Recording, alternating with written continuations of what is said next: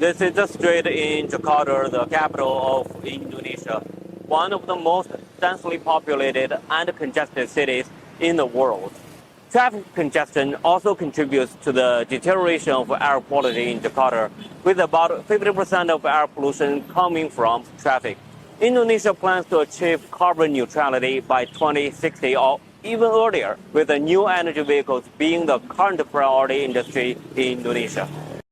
According to the Association of Indonesia Automotive Industries, Gaikindo, the number of electric car brands from China coming to Indonesia has increased in the last 6 years, and they have become the most popular electric car brands in the country.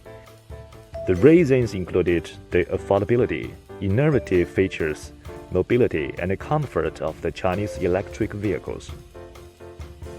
Gaikindo data also showed that the wholesales of EVs in Indonesia in 2023 reached 17,062 units, an increase of 65.2% compared to 2022. Wuling Air EV became the second most purchased brand, with sales of 5,575 units, after Hyundai Ioniq 5, with sales of 7,176 units.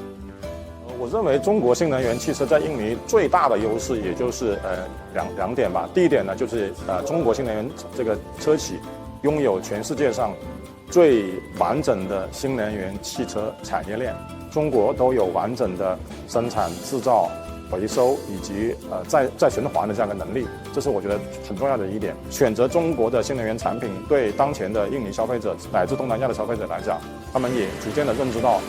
新能源产品，中国品牌就是一线品牌，是最值得信赖以及最值得去选择的这样的一个品牌。